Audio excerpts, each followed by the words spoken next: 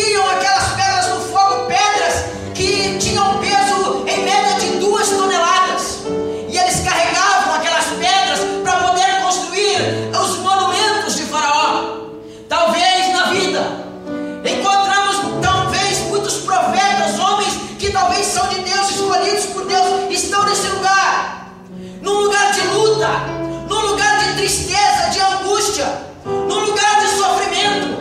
Mas eu gostaria de te avisar, de te dizer nesta noite, que o sofrimento na vida não dura para sempre.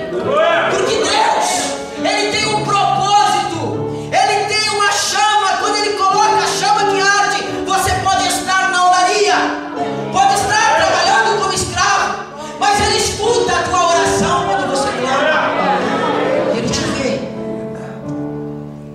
Vemos, amados, que durante a história, essas pirâmides às vezes levavam 20 anos para serem construídas. Não era um dia após o outro. 430 anos este povo vivia sufocado pela escravidão no Egito. 430 anos não são 430 dias. Imagina você clamando dia e noite, e você vê um filho vendo o pai clamando: Senhor, me tira daqui, me leva para a terra que o Senhor prometeu a Abraão. E às vezes o filho vendo o pai clamando, e o pai clamou a vida inteira e veio a falecer e não escutou o resultado da oração do seu pai. E ele continua vivenciando aquilo, clamando a Deus: Senhor, tem misericórdia, me tira dessa situação. E de repente um faraó chamado Amós coloca uma lei no Egito falando assim: olha, todo escravozinho hebreu que nascer, já tem muito, já temos, a maioria são escravos, então nós vamos matar todo homenzinho hebreu que nascer. Imagina para um pai judeu que ama poder ter filhos, porque a Bíblia diz em Gênesis no capítulo 1 que Deus abençoou a multiplicação. Era o sonho de um judeu ter um filho homem. Mas de repente, quando a lei vem dada por Faraó, a agonia de um pai, a tristeza daquele homem estava ao ponto de entregar-se e querer que nascesse talvez uma filha mulher, porque se nascesse um homem, ele iria morrer. Nessa circunstância, nasceu um jovem, um menino chamado Moisés.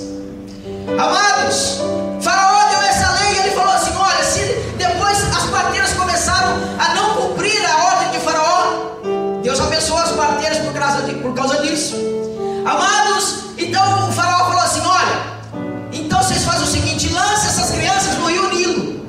O rio Nilo não era um lugar tão bom assim para se colocar uma criança. O rio Nilo, eu quero que vocês imaginem comigo um rio. O segundo rio maior do mundo é o rio Nilo. O primeiro é o rio Amazonas aqui no Brasil.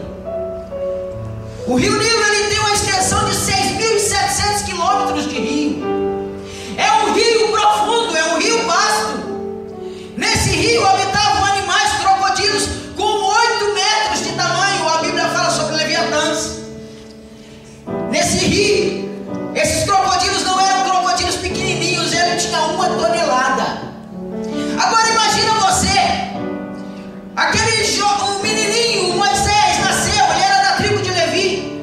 Seu avô chamava Coate, sua mãe Joquebede, seu pai chamava Anrão. Após o seu nascimento, a mãe o escondeu por 3 meses, porque ela não suportou dar o filho nas mãos de Faraó, porque se o Faraó descobrisse, aquele menino morreria, não teria piedade, seria morto, não tinha dignidade nem para poder nascer. Aquele menino chamado Moisés, nasceu um menino sem nome, nasceu um menino, o nome foi dado por Moisés depois que a princesa Hatshepsut achou ele lá e colocou o nome dele, colocou retirado das águas, mas ele não tinha nome.